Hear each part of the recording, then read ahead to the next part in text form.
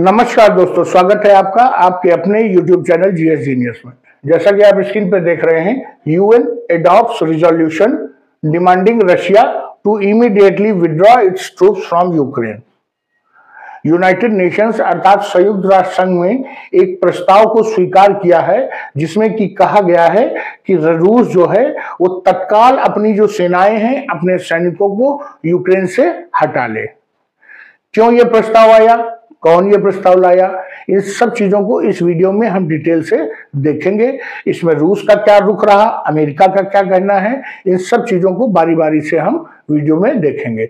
लेकिन अगर आप हमारे चैनल पर नए हैं तो हमारे चैनल को सब्सक्राइब कर लीजिए।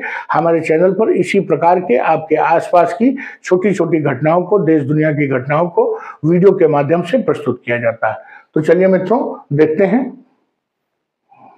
रूस यूक्रेन युद्ध का जो तीसरी वर्षगांठ चल रही थी, अर्थात जो 3 वर्ष पूरे हुए, उस अवसर पर यूक्रेन जो है यूनाइटेड नेशंस जनरल असेंबली, संयुक्त राष्ट्र महासभा, इसमें एक प्रस्ताव लाए थे। यूक्रेन देश लाया था और उसके पीछे उसको जो बैकिंग थी वो यूरोपियन यूनियन की थी और प्रस्ताव था युद्ध रोकने से संबंधित। इसी अवसर पर इस प्रस्ताव को संयुक्त राष्ट्र ने स्वीकार किया और ये कहा गया, सभी ने इस प्रस्ताव को स्वीकार करने का जो सार था वो ये था कि रूस तुरंत युद्ध को रोके और अपने सैनिकों को यूक्रेन के बाहर ले जाए। इसी के साथ एक जो और बहुत बड़ी घटना हुई कि इसी जो रिजोल्यूशन के विरोध में यूनाइटेड स्टेट्स एक ड्राफ्ट लेके आया था जिसमें उसने रशिया को जो है आक्रमणकारी नहीं माना था। उन्होंने कहा कि रशिया तो बस अपने रास्ते से जा रहा था, यूक्रेन उनसे बिना मतलब उलझ गया। मजाक कर रहा हूं। उस रिजोल्यूशन को, उस ड्राफ्ट को संयुक्त राष्ट्र ने अस्वीकार कर दिया, वो पास नहीं हो पाया। ये दर्शाता है कि यूएस जो है उसका दबदबा अब कहीं ना कहीं विश्व राजनीति में बहुत कम हो चुका है कि उनका लाया हुआ प्रस्ताव यूनाइटेड स्टेट्स में पास नहीं हो पाता है। ये उनकी गिरती हुई साख को दर्शाता है।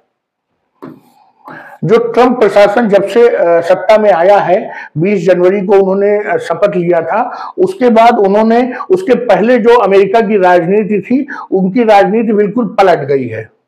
इसी उसमें देखने को आया कि 193 जो सदस्य हैं इस महासभा के, जो यूनाइटेड नेशंस के, उन्होंने जो है ट्रंप की पॉलिटिक्स को जो है किनारे कर दिया और ट्रंप का रिजोल्यूशन डाउन कर दिया। ये वैसे तो ये जो रिजोल्यूशन है इनका कोई मतलब नहीं है, ये संयुक्त राष्ट्र के जो सदस्य हैं उन पर बाइंडिंग नहीं है, बाध्यकारी नहीं है, लेकिन इस प्रकार के रिजोल्यूशन पर हार और जीत ये दर्शाती है कि विश्व जो है क्या सोचता है आपके बारे में, आपके पक्ष में है या आपसे घृणा करता है। जो जनरल असेंबली है, इन्होंने यूक्रेन के लाए हुए रिजोल्यूशन को पास किया और डिमांड किया कि तत्काल रूस की सेनाएं बाहर निकल जाएं। और इस प्रकार से रूस ने जो आक्रामकता की है, रूस ने जो आक्रमण यूक्रेन के ऊपर किया है, वो न कि केवल मानवता के खिलाफ है बल्कि जो यूनाइटेड नेशंस के चार्टर हैं उनका भी साफ साफ उल्लंघन है। यूनाइटेड स्टेट्स ने इस मुद्दे पर जो अपना रुख अख्तियार किया है वो बिल्कुल एक यू टर्न ले लिया है। जहां पहली ओर पिछले कुछ महीने पहले जो यूनाइटेड स्टेट्स था वो यूक्रेन के पीछे पूरे डट कर खड़ा हुआ था, न केवल उसकी आर्थिक मदद कर रहा था बल्कि विश्व स्तर पर उसके लिए उसने लॉबिंग भी की थी, उनकी सैन्य मदद कर रहा था। लेकिन अब जो है ट्रंप साहब के आने के बाद अमेरिका की राजनीति ने एक यू टर्न ले लिया है और जो यूक्रेन के पक्ष में होते थे उन्होंने यूक्रेन के खिलाफ वोट किया और रूस के साथ खड़े हो गए जाकर के। तो अमेरिका जो है कब पलट जाए, इससे एक सबक लेना चाहिए विश्व के सभी देशों को। भले इस रिजोल्यूशन में यूक्रेन जीत गया है, यूक्रेन का रिजोल्यूशन समर्थन हो गया है, लेकिन आप ये जान के रखिए कि यूक्रेन का जो समर्थन है वो धीरे धीरे कम हो रहा है और उसका प्रभाव, उसका कारण अमेरिका ही है। पहले अमेरिका यूक्रेन के पीछे खड़ा था, इसलिए दुनिया के बहुत से देश जो अमेरिका के प्रभाव में थे वो भी यूक्रेन के समर्थन में थे। लेकिन जैसे यूक्रेन के पीछे से अमेरिका ने अपना हाथ हटाया तो स्वाभाविक रूप से वे देश जो अमेरिका के प्रभाव में हैं, उनसे आर्थिक मदद की जरूरत होती है, वो सभी देश अब यूक्रेन के लिए वोट नहीं करेंगे। और हुआ भी ऐसा ही।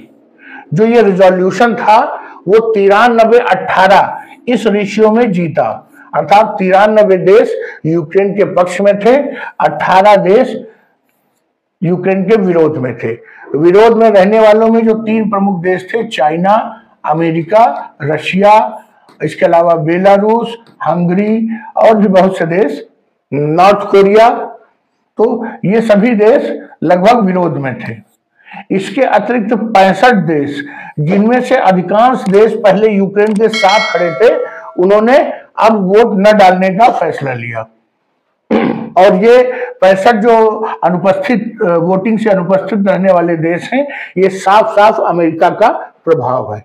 जबकि कुछ महीने पहले एक ऐसा ही रिजोल्यूशन जब यूनाइटेड नेशन जनरल असेंबली में आया था, तो वहां पर 140 देशों ने यूक्रेन के पक्ष में वोट किया था।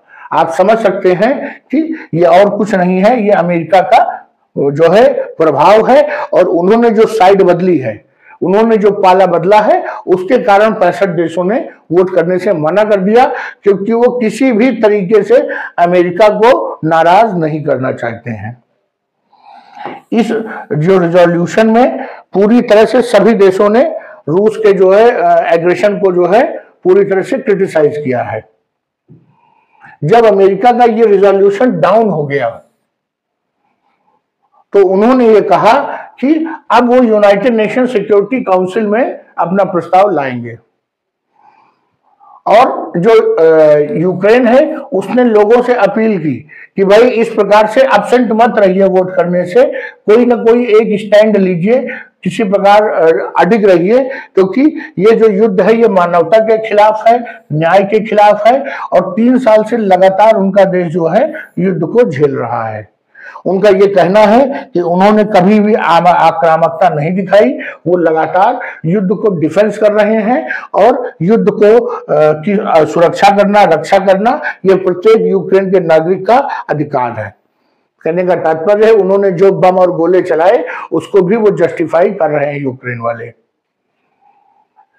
ये जो ट्रंप के साथ यूरोपियन यूनियन के जो रिश्ते में डिफरेंसेस आए हैं, वो साफ साफ दिखने लगा है कि अब जो अमेरिका और यूरोपियन यूनियन एक ही साइड में, पूरी तरह से एक साइड में नहीं है।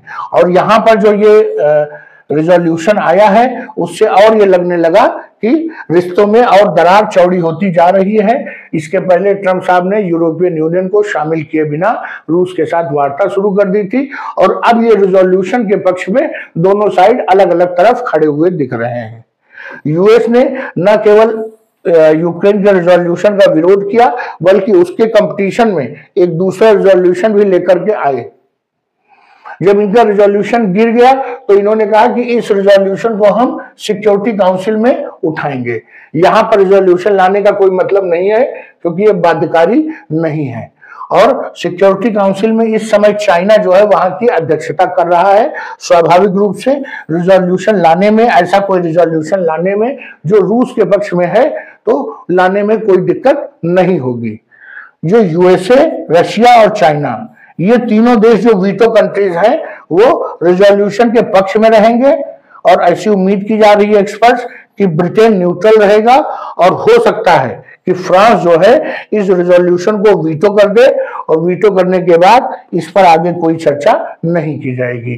तो अमेरिका के जो मंसूबे हैं वो सिक्योरिटी काउंसिल में भी बहुत ज्यादा फल फूल नहीं पाएंगे, क्योंकि जो फ्रांस के जो नेता इमैनुअल मैक्रोन हैं वो लगातार अमेरिका का विरोध कर रहे हैं और यूक्रेन के साथ खड़े हुए हैं। तो चलिए मित्रों, ये था पूरा मामला। यूनाइटेड नेशंस में अमेरिका की एक बार फिर से किरकिरी हो गई है। तो वीडियो को यहीं समाप्त करते हैं। अगर आपको हमारा ये वीडियो प्रेजेंटेशन अच्छा लगा हो तो वीडियो को लाइक करिए, चैनल को सब्सक्राइब करिए। धन्यवाद।